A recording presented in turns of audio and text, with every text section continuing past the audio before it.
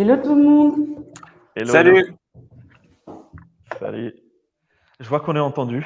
Ouais. Il y a plusieurs personnes qui ont répondu dans le chat. Bienvenue tout le monde. Merci de vous connecter. de vous connecter, d'être avec nous aujourd'hui, alors que nos amis sont Alors que- probablement en terrasse en train de boire Ouais. des bières et Exactement. des coups. Mais bon, ça prouve que le design est un sujet passionnant.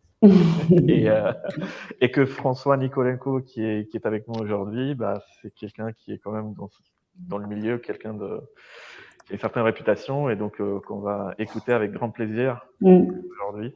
Exactement. Il y a une prime à la participation d'avoir choisi le webinaire plutôt que les bières. Ouais. Je vais commencer à présenter mon écran. Du coup, je vois plus Livestorm. Donc, s'il y a des messages dans le chat, des trucs, si vous m'entendez mal, je compte sur vous, François et Joe, pour me prévenir. Donc, Yes. Merci beaucoup à tous qui vous êtes connectés pour notre discussion. Du coup, on va passer la prochaine heure ensemble pour parler design et business stratégie. Comment est-ce que les deux s'allient? Quand est-ce que les deux ne s'allient pas forcément? Et pour discuter de ça, donc, on est avec François Nikolenko et Giovanni qui est connecté aussi et qui va animer la discussion avec moi. Que je vais laisser se présenter juste après. Ils le feront mieux que moi. Moi, je voudrais commencer par vous dire un petit peu où est-ce qu'on est ce soir, pourquoi est-ce qu'on organise cet événement, quel est le but. Du coup, on est chez Maestro. Maestro, c'est l'école du product management. On a deux formations, une formation de product management et une formation de product design. Et on a une pédagogie, une façon d'enseigner qui rejoint vraiment, qui est la même dans toutes les formations qu'on propose. C'est une pédagogie qui est concentrée sur la pratique. On est convaincu que pour apprendre quelque chose de nouveau, pour acquérir une nouvelle compétence, c'est obligé de passer par le faire et de s'entraîner en faisant des études de cas, en faisant des petits exercices, en pratiquant, en prenant en main les outils. Et du coup, c'est vraiment la pédagogie qu'on retrouve dans toutes nos formations. Et aussi, on a la chance d'avoir des intervenants qui sont des experts du produit, qui travaillent au quotidien dans des super belles boîtes françaises ou pas d'ailleurs, et qui ont des challenges produits au quotidien et qui du coup interviennent et partagent leur expérience et challengent les étudiants sur des problématiques que eux rencontrent. Si vous avez des questions d'ailleurs sur les différents types d'exercices qu'on peut trouver pendant notre formation, Joe, qui est connecté avec nous ce soir, est en cours de formation pour le bootcamp Product Management. Donc, il pourra répondre éventuellement à vos questions. Avec plaisir. Un petit point pour les prochaines formations qui arrivent là. Donc, on a la Product Management en full-time qui est le 31 mai. On en a une en part-time, c'est-à-dire en cours du soir, en ligne, qui commence le 13 septembre.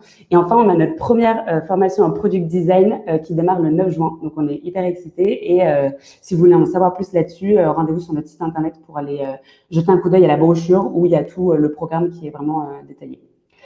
Et je vous donne nos prochains rendez-vous tout de suite. Ce sera du coup rendez-vous sur notre page Livestorm que je vais vous envoyer dans le chat pour nos prochains événements.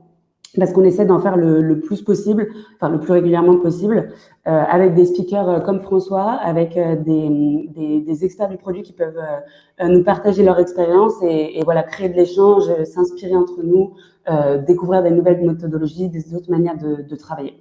Donc voilà, si vous avez envie de rejoindre sur d'autres problématiques, vous êtes les bienvenus. Aussi, on met tous nos replays à disposition sur la chaîne YouTube Join Maestro. Et aussi, pour toute autre question, vous avez notre site internet, évidemment. Je vais vous remettre ces liens dans le chat. Et maintenant, c'est à vous de prendre la parole. Je vais vous demander de nous envoyer un petit peu dans le chat un petit peu une idée de qui vous êtes, à qui on s'adresse et de surtout qu'est-ce que vous êtes venu chercher ce soir à ce webinaire. Donc, est-ce que, par exemple, vous êtes product designer junior et que du coup, vous voulez avoir le partage d'expérience de quelqu'un qui est senior dans le métier? Est-ce que vous êtes product manager et du coup, vous vous intéressez un peu à cette discipline? Enfin, bref. Là, ce que vous êtes venu chercher ce soir. Donc voilà, je vous laisse le mettre dans le chat. Et je vais donner la parole à Joe pour nous parler un petit peu de son parcours. Voilà, bon, en attendant que tout le monde se présente dans le chat, c'est à mon tour. Donc, j'habite en France depuis 11 ans maintenant. J'ai commencé ma carrière, vous allez voir, mon parcours est un peu le parcours du combattant. J'ai commencé ma carrière en hôtellerie de luxe, où j'ai couvert plusieurs postes, mais principalement au front office, jusqu'à devenir chief leader. Donc c'est du middle management, entre guillemets. Puis j'ai switché en informatique, où là aussi j'ai couvert pas mal de postes. J'ai commencé en tant que technicien IT, jusqu'à monter IT manager dans une petite boîte. Et puis je me suis dit, bah, comment je peux faire pour mélanger les deux choses, donc l'aspect client et le côté plus technique. Et c'est là que j'ai commencé à chercher des postes de Customer Success Manager.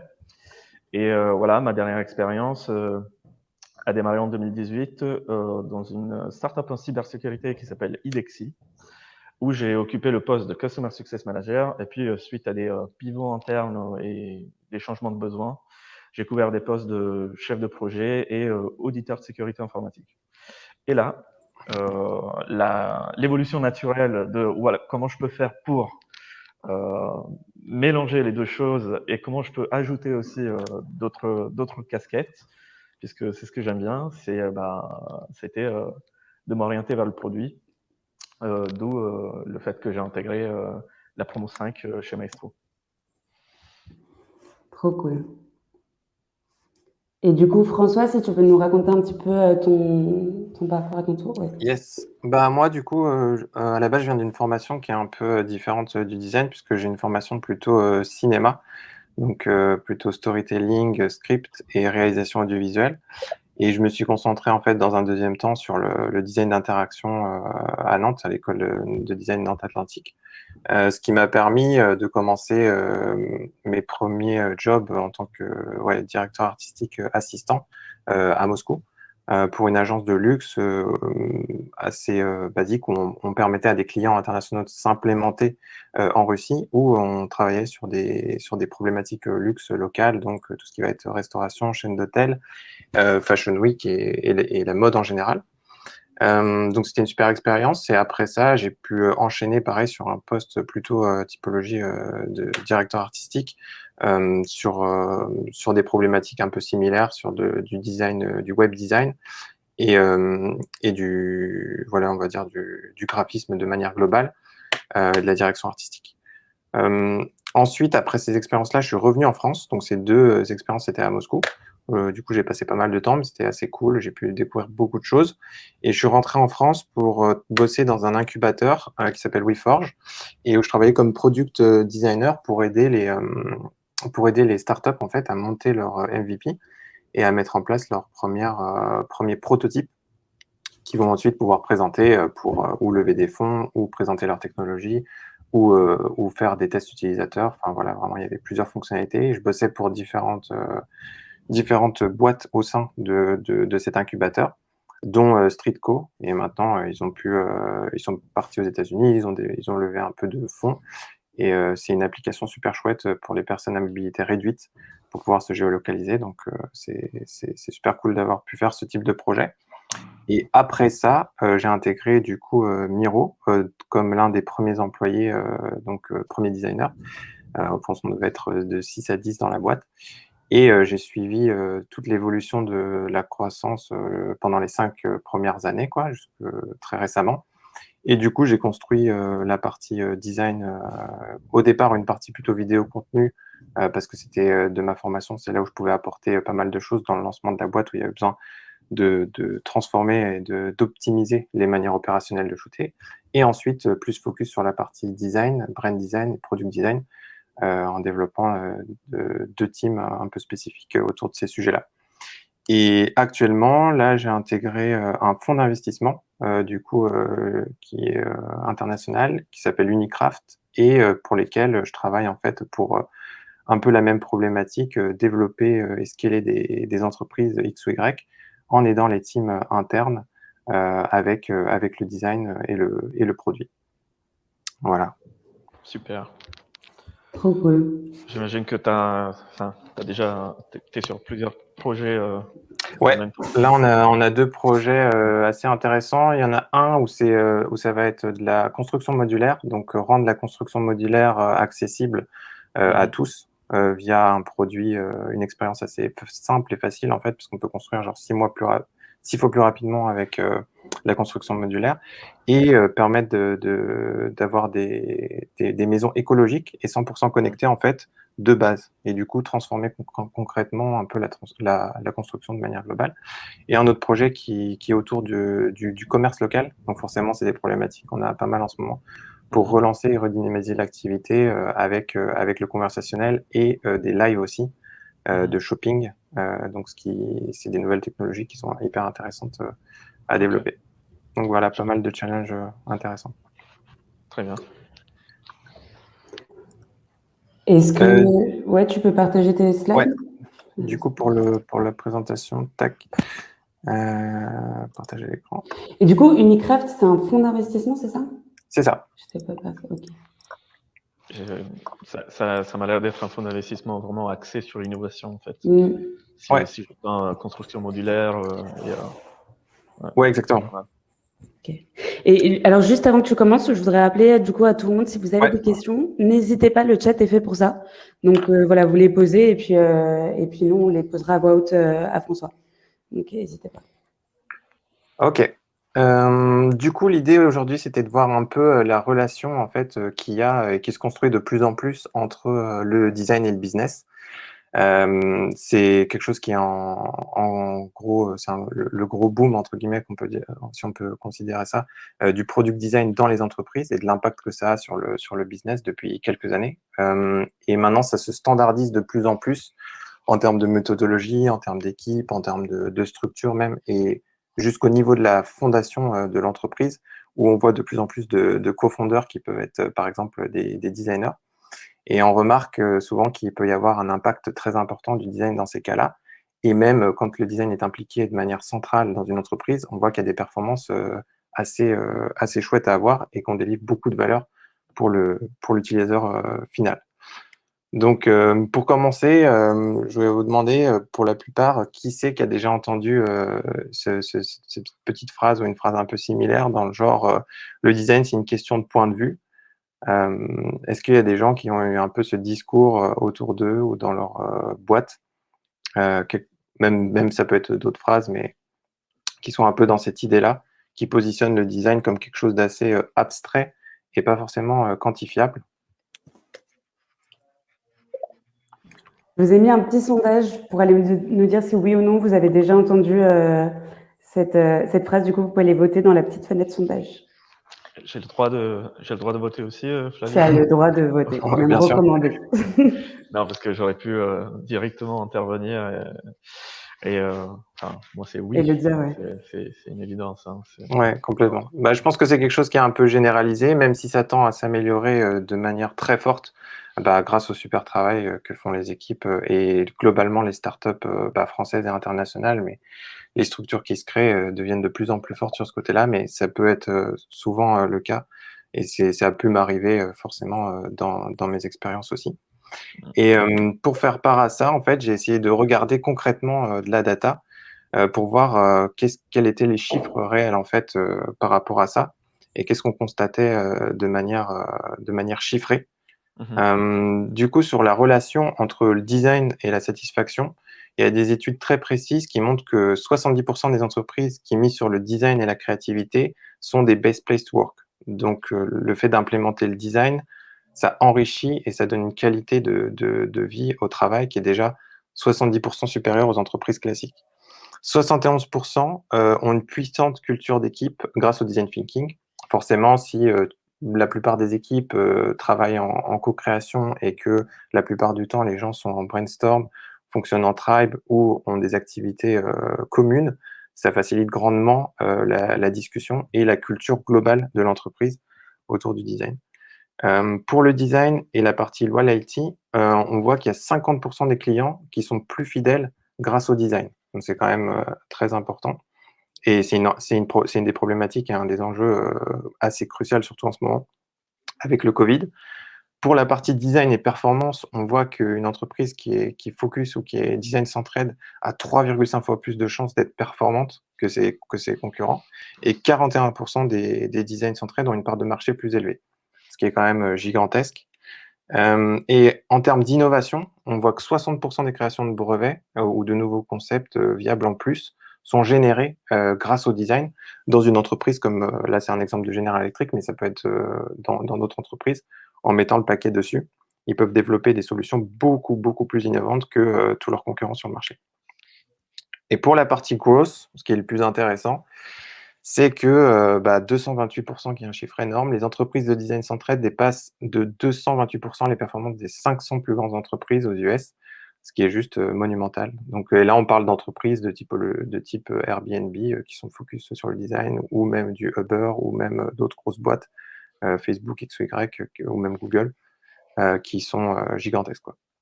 Et même d'autres boîtes, d'autres startups en fait, qui ont pris ce pari-là, mais on remarque qu'ils ont une performance beaucoup plus importante dans tous les cas grâce à ça. Donc, ce qui est super cool. Et si vous voulez aller plus loin, il y a plein d'autres chiffres et des datas qui sont hyper intéressantes dans ce survey de InVision qui s'appelle The New Design Frontier, et ils expliquent vraiment le nouveau positionnement du design, des explications sur les fonctions de chacune des personnes, du product designer au product manager, au head of product, au PMM, etc. Et en donnant des chiffres très qualitatifs qui partent des salaires jusqu'à l'impact du design global dans les entreprises. Donc, c'est hyper intéressant à voir sur ce sujet-là. Donc, en regardant ces chiffres, ce qu'on peut se dire, c'est est-ce qu'on pourrait considérer le design comme pilier central en fait d'un business? Est-ce que c'est quelque chose qui pourrait être réel et qui pourrait être amené à être développé progressivement? Et ce qu'on voit, c'est que c'est vrai dans plusieurs phases, mais que le design est vraiment crucial au succès et à la scalabilité d'un business. Et pourquoi? Parce qu'en fait, c'est la brique qui est, entre guillemets, centrale sur tous les points importants d'une entreprise, qui sont le produit, la marque et le growth. C'est le design qui va permettre d'entrelacer ces différents points, et c'est le design qui va être présent dans chacune de ces catégories et qui va avoir un impact très fort sur chacune d'entre elles. Donc, pour donner un exemple, dans une entreprise qui va se lancer, en fait, elle n'aura pas, par exemple, d'image, elle n'aura pas d'identité, elle n'aura pas de MVB au départ, ni même de logique de brand, ni même de storytelling. Elle n'aura pas de produit, elle aura besoin de construire un produit, elle aura besoin de construire un MVP, de valider et de le tester avec des utilisateurs, de comprendre les besoins du marché, et elle n'aura pas non plus forcément de stratégie de croissance. Et pour pouvoir tester, elle va avoir besoin de design, de boucles d'emailing, d'automation, etc., pour pouvoir atteindre ses objectifs. Et ce qui est intéressant, c'est que le design va pouvoir répondre à l'ensemble de ces problématiques, pas forcément en solo, mais en co-création avec les autres, mais qu'en prenant un designer dans son business très early stage, on va avoir la capacité de fournir tout ça sans même avoir embauché d'autres typologies de personnes. Parce que de base, un designer doit pouvoir construire du storytelling, une marque et potentiellement l'identité, et le logo et l'univers qui va avec. Il va avoir la capacité globalement de pouvoir construire les bases d'un produit, parce que c'est quand même son métier de base, et il va pouvoir comprendre les mécaniques de growth et pouvoir apporter de l'adoption très très rapidement à la plateforme. Donc c'est un élément clé qui va permettre à l'entreprise et à la marque de se présenter, d'avoir quelque chose de fonctionnel pour lever des fonds et d'évoluer vers la croissance de manière hyper, hyper rapide comparé versus une structure où on va prendre plutôt des personnes qui sont opérationnelles, ou des ops, comme on dit, ou des sales et autres, où il va y avoir un temps de travail supplémentaire pour apporter de la valeur, et où ils n'auront pas forcément les compétences de craft, comme on peut dire, pour le côté design, et l'expérience derrière pour générer des solutions créatives et viables par rapport aux besoins des utilisateurs. Donc, ce qu'on remarque, c'est que aussi le design et le business, ils partagent un peu les mêmes enjeux, comme on a pu le voir précédemment. Étant donné que le design va intervenir sur quasiment toutes les phases, il va partager un peu les mêmes enjeux, c'est-à-dire d'apporter de la valeur à l'entreprise. Et concrètement, il y a des points clés pour une entreprise sur lesquels le business va chercher à avoir de la valeur. C'est la partie de l'adoption, la partie de rétention des utilisateurs, la satisfaction des utilisateurs, l'engagement et l'efficience et la productivité des équipes. Et l'avantage avec le design, c'est que lui va pouvoir apporter de la valeur dans chacune de ces briques il va pouvoir consolider l'ensemble des besoins business concrètement en proposant de l'expérience de marque dans la partie adoption, en proposant une UX satisfaisante pour les utilisateurs, en proposant des mécaniques de rétention et d'engagement et en facilitant la productivité parce qu'en général, avec le design, on peut quand même gagner énormément de temps grâce aux méthodologies design thinking, au prototypage, au test and learn. Et ça, c'est vraiment des enjeux qui sont hyper importants à l'heure actuelle pour les entreprises. Ce qu'on peut se dire, c'est que naturellement, en regardant tous ces points, il y a une convergence assez naturelle entre les aspérités, la volonté et la définition d'un business et ce que fait en fait le designer au quotidien dans son travail. Parce que si on prend la définition de base, par exemple, d'un business, c'est en gros un processus répétitif qui est là pour créer et délivrer de la valeur euh, au prix dont les gens ont envie ou besoin, voilà, donc définir un besoin, au prix qu'ils sont prêts à la payer, de manière à satisfaire les besoins et les attentes customer, et afin de générer assez de profit. Et si on compare ça à ce que fait un designer ou à ses objectifs, on remarque tout simplement que la base du design, c'est juste de comprendre et d'écouter ses utilisateurs, leurs besoins, leurs pain points, de brainstormer avec eux et de les impliquer dans la construction du produit pour être sûr qu'on ait des solutions valides, utiles et qui leur apportent de la valeur. Et du coup, créer de la valeur non-stop en fait. Le design va créer énormément de valeur tout le temps. Et ce qu'on remarque aussi, c'est une autre info, mais qui est hyper intéressante, c'est qu'il y a de plus en plus de cours. Il y a par exemple Maestro, il y a The Design Crew et d'autres encore plus internationales. Et on voit que dans les MBA et dans les écoles de management pures, on retrouve cette brique comprendre et écouter ses utilisateurs pour des personnes qui sont issues de la C-suite, donc des gens qui sont CMO, des gens qui sont parfois CEO, etc. Les nouvelles formations qui sont adaptées au management global et aux ingénieurs vont être inspirées du design. Donc ça, c'est des choses qui nous amènent à penser qu'il y a quand même une fusion très, très naturelle entre les deux domaines. Ensuite, il y a un point qui est assez important, que j'ai pas forcément compris moi-même tout de suite, mais qui est assez essentiel, c'est qu'il y a des questions de valeur qui, aux yeux des personnes qui gèrent le business ou qui ont un pouvoir dans l'entreprise puissant et qui n'ont pas du tout les mêmes échelles de valeur puisqu'ils parlent des langages très différents. Et en fait, si on veut enfin, caricaturer cette idée-là, on va retrouver dans un schéma de valeur ce qui peut être très important pour le designer parce il sait l'efficacité, il sait l'importance que va pouvoir et l'impact que va avoir une UI ou des éléments visuels.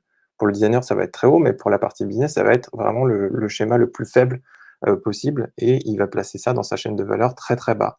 Et quand on va remonter, on va passer à l'UX, on remonte sur des choses un peu plus intéressantes, sur lesquelles ils se disent, voilà, ça a un impact sur mes utilisateurs, quel flow, quel parcours, ça peut avoir un lien sur mes clients, pourquoi pas, je m'y intéresse. On passe sur la partie client, là, on touche au corps complètement, on est sur la partie sales, on est vraiment sur des choses hyper impactantes pour le business, ça devient très, très intéressant. Et après, on passe sur l'expérience de marque au global, donc ce que représente l'entreprise, et ce qu'est l'expérience qu'on va proposer de manière générale aux employés, aux utilisateurs, aux clients et la vision complètement. Et là, on s'approche de ce qui les intéresse. Donc, progressivement, c'est intéressant, je pense, pour les product designers, les designers de manière globale, de s'intéresser en fait à ces différents points et de comprendre comment communiquer ses envies, et les choix et les besoins des utilisateurs en les intégrant dans des logiques de discussion qui pourraient être beaucoup plus souples et claires pour les personnes qui sont dans cette suite et qui ont beaucoup d'appétit pour comprendre ces choses-là. François? Ouais. Juste, pour moi qui démarre, donc UX, on parle de user experience, Ouais. CX, c'est de la CX, on customer parle de experience. Customer Experience OK, et et UI? BX de Brand Experience. Parfait, merci Donc, beaucoup. si on regroupe, c'est la Brand Experience va englober la Customer Experience, qui va englober l'UX et qui va redescendre sur l'UI. Top. Mais en soi, voilà, pour la chaîne de valeur, en réalité, en tant que designer, on comprend bien que l'UI va être capital dans ces points-là, mais que malheureusement, elle n'est pas forcément très perçue de la même manière de l'autre côté de, de la barrière, entre guillemets, on va dire. Euh, voilà pour cette partie-là, donc ça c'est assez intéressant à utiliser et à comprendre. Alors Euh, J'ai François dans le chat, j'ai Julien dans le chat qui a remonté au tout début quand on a posé la question, quand tu as posé la question avec ta première slide, Ouais. que pour lui, le design, c'est une question de bon sens et on a tous du bon sens. Donc, je fais 2 plus 2 et je dis que on est tous un peu designers. Est-ce Ouais. que c'est vrai? Bah, je pense que oui, entre guillemets. Après, il y a en fait la spécialisation, c'est-à-dire de connaître les différents pans du design, les différentes méthodologies, de comprendre comment on fait la stratégie branding ou comment on développe, on écrit une étude quanti ou qualitative, etc. Mais en soi, on a tous une capacité de réflexion et de création sur ce qu'on fait. On peut avoir plutôt un côté ingénieur en se disant, voilà, bah, j'ai cette idée et je vais la réaliser, donc je vais créer ma cabane ou autre ou X ou Y, mais chaque humain est capable de le faire. Ou on va avoir une approche plutôt de co-création, donc de partage et d'essayer de construire des choses pour vivre mieux ensemble. Mais globalement, je suis assez d'accord, complètement d'accord avec cette idée. Et c'est ça qui fait aussi qu'il y a de plus en plus de gens du côté business qui se sentent impliqués dans les sujets du design ou dans les sujets de produits de manière générale et qui ont potentiellement des avis X ou Y à donner sur des expériences et qui sont très passionnés par ce genre de choses parce que c'est quelque chose qui peut être assez naturel. Super. Du coup, là, on arrivait plutôt sur la partie sur les KPI, donc on a vu l'ensemble un peu du discours qu'on peut adopter. Et sur la partie KPI, ça peut être aussi intéressant. On l'a vu au tout début, il y a de plus en plus d'études, il y a de plus en plus de data. Je pense que le data, c'est le meilleur allié pour le design ou en général pour le produit ou même pour tout aussi globalement, pour exprimer ou partager des idées. Et c'est vrai que reprendre la méthodologie et les problématiques en fait business et les disséquer dans des sortes de KPI ou les diviser dans des mini projets, ça peut permettre d'être aussi impactant pour justifier des efforts faits. C'est pas simple à mettre en place et c'est des choses, je pense, qui se développent de plus en plus, mais que moi-même je connaissais pas il y a quelque temps. Et par exemple, une technique qui peut être intéressante pour justifier des actions, c'est de prendre les objectifs de manière globale, de les splitter en X ou Y projets et ensuite de traquer ces projets avec des méthodologies d'A/B testing, par exemple, avant design, après redesign, des surveys quali, quanti, des datas qu'on peut avoir sur des logiciels X ou Y à Google Analytics, Hotjar et autres, et pouvoir à chaque fois méthodiquement traquer chacune des actions qui sont faites pour pouvoir ensuite faire un reporting global final sur tout ce qui a été réalisé et montrer à quel point la rapidité, le design a permis de répondre aux problématiques et aux OKR en général de manière beaucoup plus rapide que les autres, que les autres typologies d'équipes. Parce qu'il y a des méthodologies, parce qu'il y a un côté recherche qui est activé beaucoup plus rapidement, parce qu'il y a des itérations qui se font beaucoup plus vite, etc. Et inclure des notions de rapidité, de qualité, de cost saving et de satisfaction dedans, ça permet encore une fois de faire l'effort de parler un peu des problématiques qu'eux, ils ont au quotidien et d'y inclure la brique design pour faire vraiment le lien et montrer l'impact concrètement qu'a pu avoir une nouvelle feature, la création ou la modification d'une UI ou l'application d'un nouveau branding, par exemple, sur quelques projets que ce soit. Donc ça peut être intéressant. Il y a plein de méthodologies, je pense, et il va y avoir beaucoup, beaucoup de monde qui va pouvoir détailler ces possibilités-là. Donc c'est un thème intéressant à creuser. Après, il y avait une question ça a été noté avec Flavie, qui peut être aussi pas mal de voir, c'est que souvent on peut constater qu'il peut y avoir des enjeux économiques à tout ça dans la réalisation. C'est-à-dire que on peut avoir plein d'idées, plein d'envies, etc. Mais il y a aussi concrètement des budgets qui peuvent être limités ou qui sont alloués à X ou Y équipes et qui sont pas forcément toujours simples à, à gérer ou à obtenir.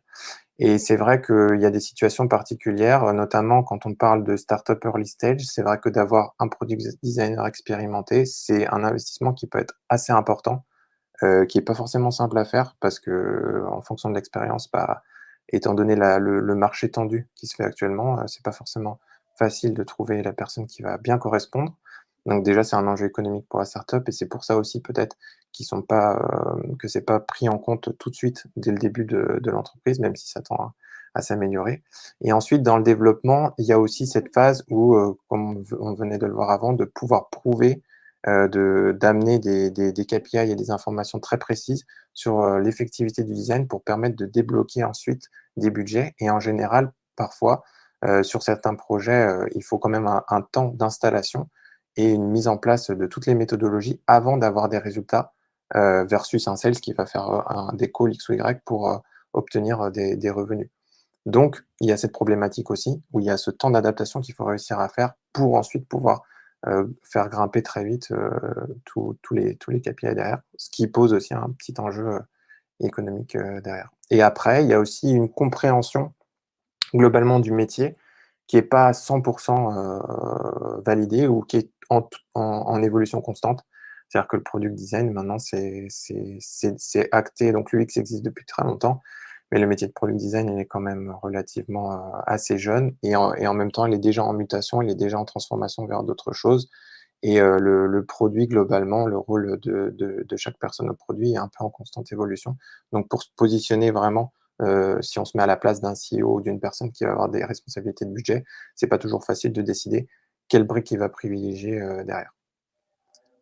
Hem, donc si on en revient de manière globale à l'idée, et à ce qui se passe maintenant, c'est qu'il y a, par rapport à tout ce qu'on a vu, le design pourrait avoir un impact, assez, intéressant sur l'économie, et notamment lors du covid où on essaye de quasiment repenser presque tout ce qui a été fait. Donc ça passe par, notre mode de consommation, ça passe par, l'écologie, ça passe par, la réflexion autour de nos moyens de communication, de nos transports, même du côté médical. Donc il y a des enjeux qui sont assez énormes et sur lesquels on a pu le voir, le design va pouvoir impacter concrètement, de manière, globale et assez puissante et il pourrait aider, en termes de valeur, à apporter des choses, plus fortes que ce qu'on a actuellement.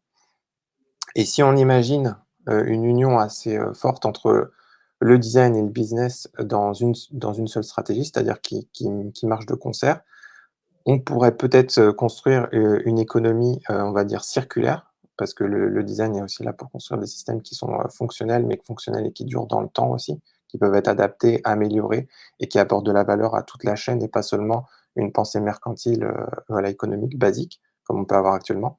Du coup, transformer ça dans une économie circulaire et basée sur une approche, voilà, de valeur, en répondant aux besoins, humains, ce qui est la base, du design, dans tous les cas et aux problèmes de société en général, donc de construire des entreprises et de baser et de fonder des idées et des envies sur des besoins réels, des besoins de société et c'est une tendance qui est assez forte en ce moment forcément grâce au covid, donc c'est un bon, réveil par rapport à ça et je pense qu'en associant les 2 on pourra apporter beaucoup plus d'empathie, de valeur et de produits de qualité et construire tout simplement, un monde sur lequel, on se sente tous, assez, à l'aise.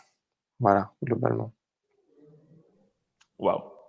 Non, Ambitieux, mais ouais, sympa. Mais c'est ouais, hyper bien sûr, c'est hyper ambitieux et c'est un projet, de long terme, auquel, certains designers vont potentiellement participer, c'est sûr. Mmh. bah, après, c'est l'ambition qui fait que cette slide-là soit vraiment puissante et le message qui fait passer soit vraiment, vraiment puissant. Donc, les choses sont liées. Mmh. Moi, j'ai une petite question là directement qui me vient sur du coup l'impact, le besoin de se réinventer avec l'impact du Covid, etc. Est-ce que tu as des exemples là en tête de pendant que tu faisais ta veille, pendant la première période de confinement, par exemple, Mmh. je sais pas, d'un produit qui s'est particulièrement bien adapté à la situation ou je sais pas, de nouveaux produits qui sont nés ou de design un Hem peu cool? De nouveaux produits qui sont nés, je sais qu'il y a beaucoup de produits qui se sont adaptés au fonctionnement, par exemple en Ouais. mettant en place, tout simplement des click and collect, des plateformes un peu globales, qui ont pu, permettre aux commerçants, standards de faire du click and collect. On Mmh. voit des actions de grosses boîtes, par exemple comme Doctolib, qui font le maximum pour, va aider à vacciner les gens. Donc ils mettent en place des systèmes et qui reprennent le travail entre guillemets, j'entendais ça juste hier, qui reprennent le travail du gouvernement pour répondre aux problématiques de vaccination parce que la plateforme est très puissante et parce qu'elle peut, le faire, Mmh. et donner accès aux médecins à une organisation beaucoup plus rapide et à des flows, beaucoup plus rapides. Et après, globalement, c'est une réflexion autour de l'écologie. On voit que toutes les marques de voitures se sont rebrandées. C'est-à-dire qu'il n'y a plus aucune voiture qui va fonctionner au pétrole. Dans quelques temps, on n'a que des voitures électriques qui vont débarquer. Et ça s'est fait en très très peu de temps. Et il y a une transition globale de 9 des plus grandes boîtes mondiales de l'automobile qui sont passées à l'électrique et qui vont développer quasiment que des modèles électriques pour la suite. Et ça, c'était un rêve assez dingue d'Elon Musk, un pari où il disait, où il pensait que ça pourrait être réalisable. Et il a créé la Tesla et maintenant, il a changé le marché globalement. Et tout ça, ça part aussi un peu d'une vision plutôt utilitaire et un apport de valeur globalement pour la protection de la planète, même s'il y a des enjeux mercantiles et économiques, c'est sûr, mais ça a permis de transformer un pan de l'économie qui est quand même gigantesque, toute l'automobile, en quelque chose de potentiellement plus viable, en tout cas plus circulaire. Cool. Alors moi j'avais une question aussi, mais ça va être un peu plus terre à terre par rapport à celle de Flavie. Parce que voilà, j'espère que le product, ça va devenir bientôt mon quotidien. Du coup, en fait, il y a le mot storytelling qui revient souvent dans ta présentation. Et je sais globalement ce que c'est le storytelling. Je pense que les gens qui sont avec nous, comme ils sont dans le produit, ils le savent aussi.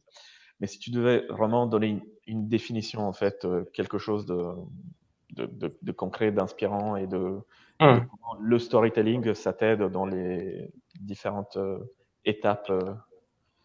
Dans les différentes étapes du produit ou dans les étapes du product designer dans son travail au quotidien? C'est plutôt dans ta démarche à toi. Ouais. Enfin, à quel moment ça s'inscrit et voilà, comment tu le définis de manière globale? Bah, je pense que le storytelling, en fait, ça doit, à la base, chaque boîte va avoir, entre guillemets, son histoire, si on prend sur un truc global, et chaque projet va avoir aussi sa typologie, son histoire. Le mieux, c'est de pouvoir la construire progressivement et quasiment la positionner dès le départ pour, présenter au mieux une vision et passer des choses qui peuvent être parfois très complexes.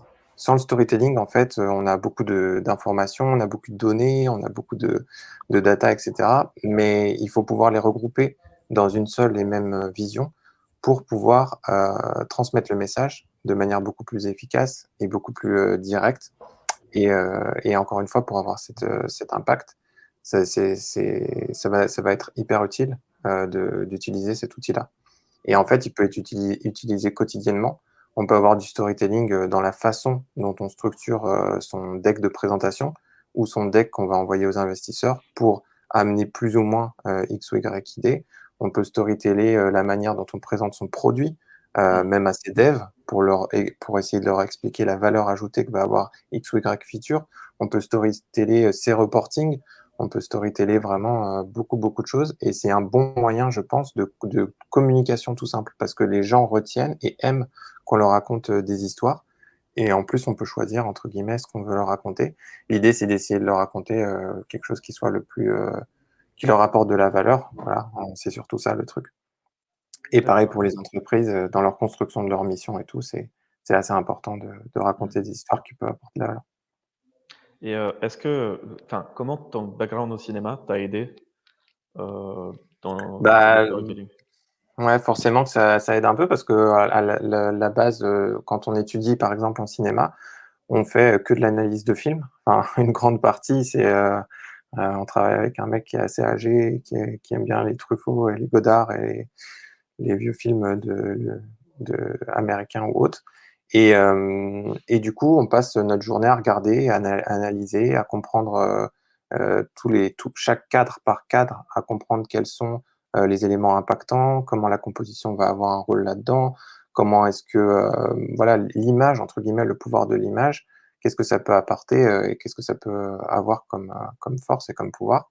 Et on étudie ça non-stop. Donc c'est sûr qu'après, on prend des mécanismes et des logiques pour passer des messages. En plus, en ajoutant la brique design visuel et pareil, même si on est plutôt sur l'ensemble du design produit, on a quand même un côté parcours, un côté flow, un côté on va vraiment d'une expérience d'un point A à un point B pour arriver à quelque chose. Et en fait, on va suivre une chronologie et potentiellement presque on va suivre une histoire. C'est un parcours qui doit être fonctionnel forcément et qui doit répondre à une problématique, mais il y a moyen, il y a toujours moyen de... Et en général, les parcours les plus inspirants sont aussi des parcours qui ont cette notion de UX writing, mais qui pourrait s'apparenter à ce storytelling, c'est-à-dire la capacité à rédiger une copie extrêmement claire, en même temps inspirante, pour te faire avancer step by step, pour que tu arrives au résultat, ou entre guillemets à la fin du film si on veut, pour, pour pour des actions un peu X ou Y, quoi. Donc, il y a vraiment un parallèle, je pense, qu'on peut faire entre les deux. Et le métier, et je pense que les gens qui font du produit et qui sont ils essayent un peu d'aller vers ça, à mon avis, parce que juste shipper des features tous les jours et envoyer des blocs d'user story au dev, voilà, c'est peut-être pas ça qui les inspire en fait au quotidien, forcément. En effet. Bon, je ne veux pas non plus prendre toute la bande passante. Je ne sais pas s'il y a des questions. Moi, j'ai une petite question. J'ai une petite question, mais d'ailleurs, je voulais, qui n'est pas tout à fait par rapport à ce qu'on était en train de se dire, c'est plus sur concrètement le quotidien en tant que product designer. Et du coup, j'en profite pour rappeler aux participants, si vous avez une question qui n'est pas forcément en rapport avec les sujets qu'on a abordés pour l'instant, mais simplement un truc que vous voulez demander à François sur son expérience, etc. N'hésitez pas, il n'y a pas de ligne directrice. Enfin, vous pouvez poser la question que vous souhaitez. Moi, ma question, c'est par rapport au quotidien. Je sais qu'il y a une problématique qu'on retrouve beaucoup dans le métier de product manager, qui est de savoir dire non. Et comme tu as beaucoup parlé de la dimension de communiquer avec les autres équipes, de se faire entendre, de montrer qu'on apporte vraiment sa pierre à l'édifice, est-ce que tu as des conseils à donner assez pratiques en termes de communication et de manière de parfois rejeter des idées, parfois en pousser d'autres? Qu'est-ce que tu veux? Je pense que là, j'ai une problématique qui est pas mal dans le sens où sur l'application sur laquelle on travaille actuellement, il y a Bi qui est un système qui permet d'aider les commerçants de redynamiser les commerces locaux grâce au conversationnel. C'est une entreprise qui est toute jeune en fait, qui doit avoir 1 an max et qui commence à démarrer en fait et à essayer de se structurer et où cette question de priorisation et de dire non est assez importante dans le sens où chacun des choix qui vont être faits vont avoir un impact budgétaire important, surtout pour le début. Et en fait, si on priorise pas ce qu'on va développer, les sujets qu'on va faire, on n'aura pas le temps de faire autre chose. C'est-à-dire qu'on est bloqué. Si on va s'amuser à retaper, par exemple, on va faire un rebranding, on va passer tous les devs pour faire le rebranding sur lui, ce qui est très long, très chronophage et qui prend du temps, et qu'on va déprioriser de la recherche utilisateur, ou on va déprioriser des recherches sur le besoin, par exemple, des vendeurs ou les besoins des commerçants, etc., ça va avoir un impact business. Et en fait, du coup, pour essayer de prioriser et de savoir où dire non, j'ai l'impression qu'il faut essayer de bien comprendre quels sont les enjeux de chacune des actions et quel est l'impact en termes de temps et de valeur. Encore une fois, ça revient toujours à la même problématique en termes de valeur pour la boîte à l'étape où elle est. C'est-à-dire, est-ce qu'on est sur une étape où on va chercher à trouver son market fit? Est-ce que on est sur une étape où on va chercher à scaler plutôt? Est-ce qu'on est sur une étape vraiment hyper early où on doit définir son business model? Voilà, il y a plein de points et à chacun de ces points, il y a ces priorités qui sont absolues. Et pour pouvoir dire non à ce qui passe à côté, parce qu'il y a toujours des milliards de demandes et il y a toujours beaucoup d'entrées et forcément c'est normal. Surtout quand t'es en startup, il y a beaucoup de dynamisme, beaucoup d'énergie et de créativité. Mais c'est vrai que pour pouvoir dire non, il faut se rappeler quels sont les objectifs principaux, qu'est-ce qui va apporter de la valeur concrètement à mon produit et dans quelle phase je suis, qu'est-ce que je veux atteindre maintenant dans les 3-4 mois qui arrivent. Voilà, c'est comme ça qu'on peut vraiment dire non sans peut-être frustrer les autres personnes ou les équipes. Avec beaucoup de transparence, du coup. Ouais, avec beaucoup de transparence, forcément, ouais. Très clair. Et j'ai une autre question, mais je voudrais pas non plus, je sais pas si tu as peut-être une autre, Joe, mais...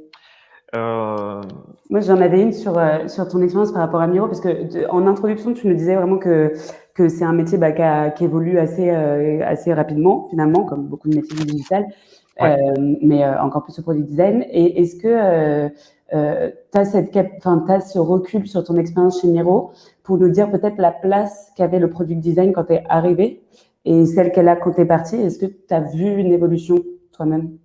Bah, je pense que oui, parce qu'au départ, en fait, on n'avait pas du tout de product designer quasiment. On était vraiment focus sur la partie un peu plus opérationnelle, donc déjà de pouvoir commencer à livrer une première plateforme, donc c'est du produit forcément, mais c'est une première plateforme fonctionnelle.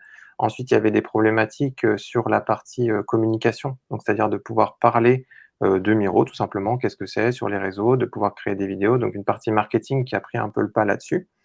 Et il y avait vraiment aussi un besoin sur la partie opérationnelle pure, donc de comment est-ce qu'on va shooter, comment est-ce qu'on va envoyer des photographes à X ou Y endroit, quelles sont les méthodologies pour structurer les guidelines, il fallait fabriquer tout ça. Donc c'est un peu du produit, mais il y a un côté opérationnel qui est assez important. Mmh. Et du coup, progressivement, quand on a pu passer ces étapes-là, faire ces briques, commencer à scaler en France, puis après sur d'autres pays, on a pu se reconcentrer sur le produit et proposer et réfléchir à des solutions, des améliorations en termes, par exemple, d'expérience sur le tunnel d'achat. Comment est-ce que les gens vont pouvoir commander leur shoot? Comment est-ce que les gens vont pouvoir manager leurs différentes agences qui sont loguées sur la plateforme. Voilà, vraiment toutes ces problématiques qui sont arrivées dans un deuxième temps. Et là, ça a été vraiment très utile et on a pu mettre en place, bah, déjà recruter plus parce qu'on avait aussi du budget qui était arrivé. Donc recruter plus de personnes, de product designers. Et ensuite, ça s'est notamment fait beaucoup sur la partie où on a commencé à développer des projets side, donc c'est-à-dire par exemple pour Miro, My Miro, ou un Miro Drop, ou d'autres activités ou d'autres produits, où là on avait vraiment le besoin en fait. On commençait à avoir une organisation qui était plus en mode squad, donc d'avoir des PM, des devs et des product designers, et on se rendait compte qu'il y avait une inégalité un peu par rapport à ça, et on a essayé de rééquilibrer par rapport au squad comme on a pu, pour avoir plus de monde sur ces sujets, et c'est là que ça a pu grossir. Euh, ouais, donc il y a quand même une différence assez notable, et en fonction des stages, ça a pu varier. Ouais. Ok. Et là, aujourd'hui, tu arrives chez Unicraft, du coup, et c'est quoi la construction de l'équipe que tu as Alors créée? la construction de l'équipe, donc on a une personne, donc il y a un CMO qu'on est en train de recruter. On a une personne qui est plutôt copywriter, donc qui est issue du monde de la pub. Il y a des personnes qui sont experts en investissement forcément, parce que il faut pouvoir gérer dessus. Et on a déjà mis en place 2 product designers plus moi, directement dès le départ. Donc on fait déjà un focus très important sur le product design pour embaucher un maximum de personnes qui vont avoir des connaissances design, ou ça va être du côté branding, ou ça va être du côté produit pur, mais globalement l'entreprise elle doit vraiment tourner autour de ça, et avoir quelques personnes en plus expertes pour gérer peut-être un peu bah, la partie comment scruter les boîtes, comment savoir quel profil d'entreprise va être le plus intéressant, où investir, et cetera. Donc il nous en faut quand même. Mais globalement, la majorité, l'idée, c'est d'avoir différentes typologies de talents, potentiellement plus liés au design, qui vont pouvoir faciliter la co-création avec les fondateurs de plein de projets X ou Y, quoi. Ok. Et vous recrutez des PM, du coup? Bah, là, on recherche, oui. Par exemple, on avait un produit, notamment pour Yabi, on recherchait un PM. Je Donc, demande ça ouais, pour mon complètement. ami. Complètement. Ok. Et est-ce que par rapport à ça, du coup, ça nous mène à un peu le dernier sujet qu'on voulait aborder pendant cet échange, justement peut-être des tips un peu en termes de carrière, et les personnes qui voudraient, par exemple, demain rejoindre Unicraft ou Miro, parce que tu as dit que tu avais aussi énormément recruté pour ces équipes. Est-ce que tu peux nous dire dans un premier temps, pour un product designer, est-ce que tu as des soft et des hard skills en tête qui sont enfin, essentiels? Ouais. Bah, je pense que déjà, c'est vrai qu'il faut quand même avoir une. En fait, ça peut être des gens qui peuvent être en transition, hein. Il y a des gens qui peuvent être peut-être plutôt issus de l'univers graphique et qui veulent se reconvertir. Peut-être d'autres personnes qui sont juste intéressées. Donc ça, c'est pas vraiment un problème. Faut pas se freiner en fait par rapport à ça. Après, il faut être conscient qu'il faut avoir des connaissances minimum sur les standards en fait. Par exemple, comme Figma, pour pouvoir juste communiquer, utiliser l'outil, pouvoir partager en fait son travail avec les autres. Donc ça, c'est hyper important.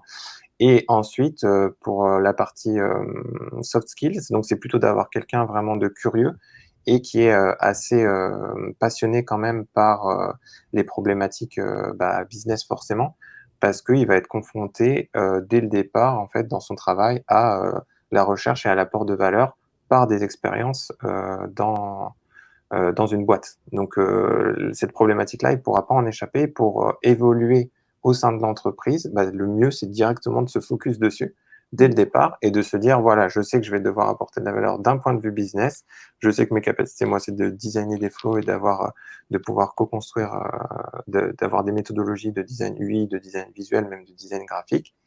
Je m'intéresse à ça, je regarde un peu des livres, il y a des livres standards de Tim Brown sur le design thinking. Il y a plein de livres sur comment storyteller une brand, comment utiliser l'UX. T'en as un ou deux en tête peut-être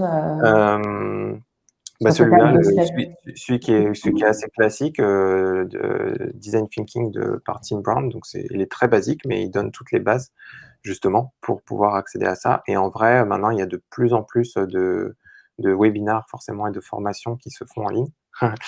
Et du coup, qui permettent aussi d'accéder à ces connaissances de manière assez rapide quand même, et assez fluide, et avec une très bonne qualité par rapport à ça. Et après, ce qui est intéressant aussi, c'est de parler avec d'autres personnes, de parler avec les gens qui sont même juste product managers, qui travaillent dans le produit, qui sont product designers, et de leur demander, voilà, qu'est-ce que c'est leur quotidien, qui leur explique un peu qu'est-ce qu'ils font concrètement au day by day, et que eux, ça puisse les inspirer sur où est-ce que je vais chercher, comment je vais apprendre à savoir faire qu'est-ce qu'il fait lui, et comment je peux me positionner là-dessus. Créer un portfolio forcément, parce que après, les stages sont intéressants, c'est que plus tu vas avancer, moins tu auras besoin de portfolio. Mais au départ, tu seras quand même obligé de prouver, entre guillemets, tes capacités sur des problématiques que tu as résolues, et de montrer concrètement comment tu es passé de A à B, et quel impact, ce qui est important aussi, et ce que toutes les personnes vont demander, c'est quel impact ça a eu sur l'entreprise.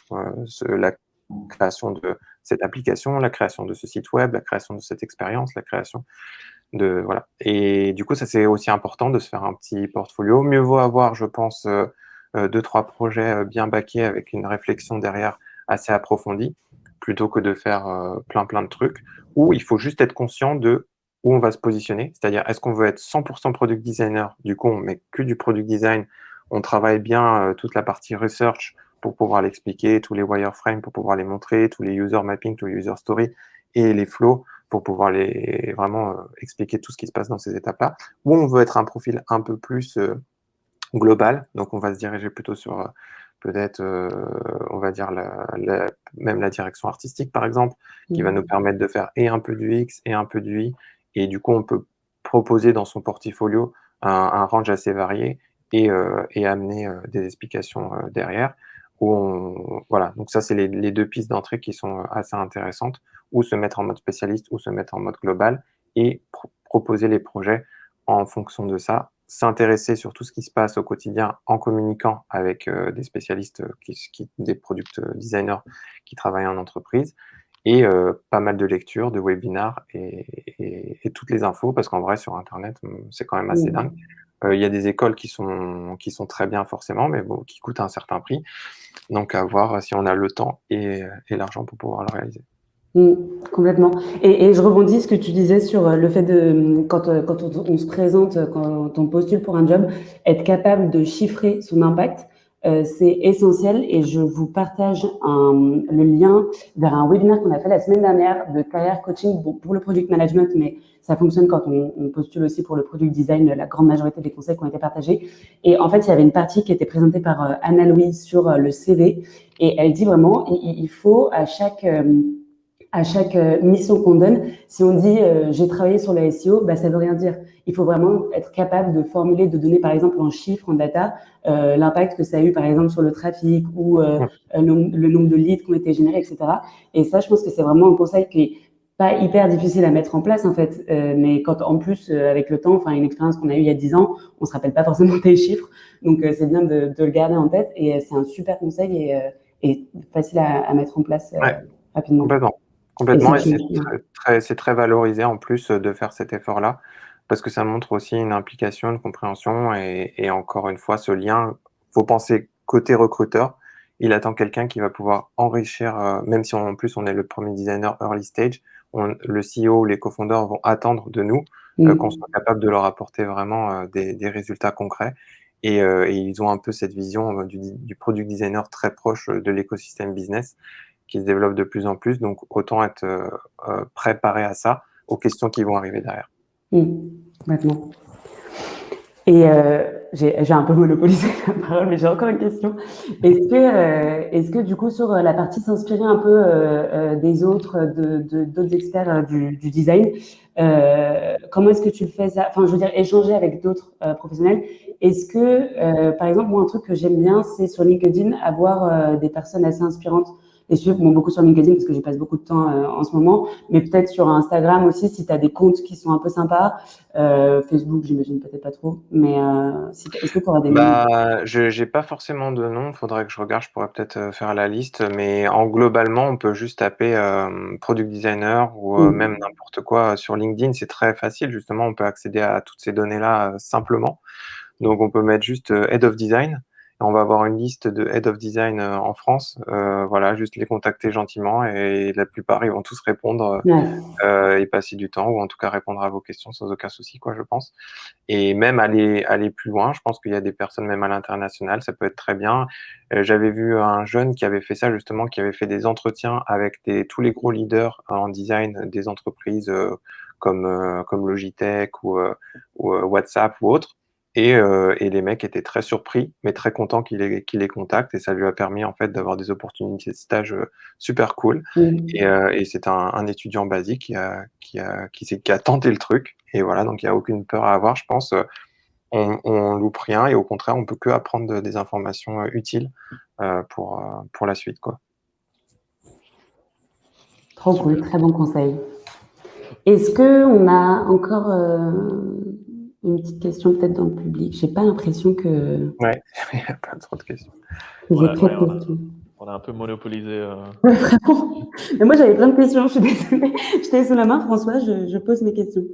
Et du coup, je vais me permettre de vous... Ah mince, il y a une limite de caractère. Je voudrais vous envoyer des liens.